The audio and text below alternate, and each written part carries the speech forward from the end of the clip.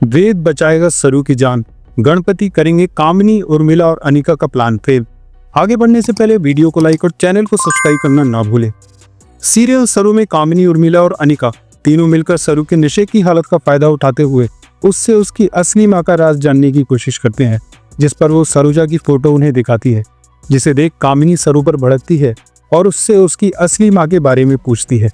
इधर कमरे में बंद चंद्रकांत जब कमरे से आवाज लगा रहा होता है तो वहां एक कर्मचारी आकर आवाज सुन लेता है और दरवाजा खोल देता है और चंद्रकांत सरू के पास पहुंचकर कामिनी, उर्मिला और अनिका तीनों पर नाराज होता है और उन्हें डांट कर भगा देता है। साथ ही उसे इस बात की खुशी होती है कि नशे की हालत में भी सरू ने अपना राज उन तीनों के सामने रिवील नहीं किया। इधर पूजा में गणपति विसर्जन का समय नजदीक आ रहा होता है और लोग चंद्रकांत से पूछते हैं कि गणपति विसर्जन कौन करेगा, क्योंकि बड़ी बेटी सरू तो नशे में धुत है। तभी मौके का फायदा उठाते हुए उर्मिला अनिका का नाम आगे करती है। वहीं दूसरी तरफ फुल्ला और वेद सरू को नशे की हालत से बाहर लेकर आते हैं।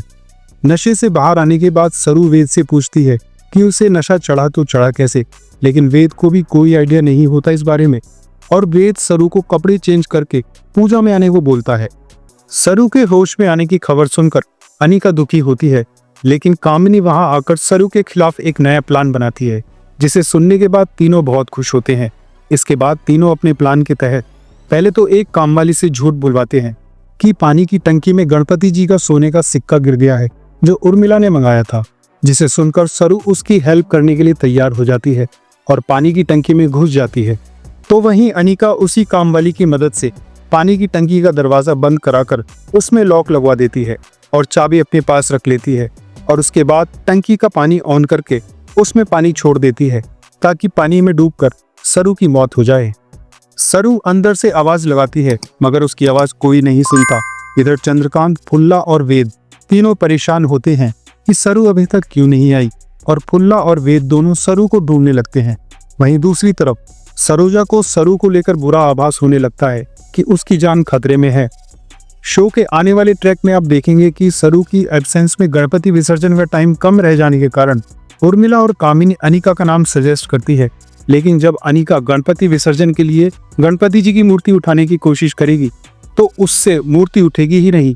इसके बाद कामिनी, उर्मिला और अनिका तीनों मिलकर मूर्ति उठाने की ट्राई करेंगे, लेकिन तीनों से भी नहीं उठेगी, जिसके बाद पंडित कहेगा कि इसका मतलब है कि गणपति जी नहीं चाहते हैं कि इन तीनों के हाथ से उनका विसर्जन हो। लाख कोशिश करने के बाद भी जब मूर्ति उनसे नहीं उठती तो मजबूरन उन्हें हटना पड़ जाएगा। और वहीं दूसरी तरफ वेद सरू को ढूंढते हुए छत पर पहुंच जाएगा और उसे अंदाजा लगेगा कि सरू टंकी में लॉक है और उसके बाद वो टंकी के लॉक का ताला तोड़कर उससे बाहर निकालने की कोशिश करेगा और बेहोशी की हालत में उसे नीचे सबके सामने लेकर आएगा। सरू की ऐसी हालत देख चंद्रकांत और फुल्ला भी उसके लिए परेशान होंगे। इसके बाद सरू को होश में लाने की कोशिश की जाएगी, जिसमें काफी कोशिश करने के बाद उन्हें सफलता मिलेगी और सरू को होश आएगा और फिर सरू ही करेगी गणपति जी का विसर्जन।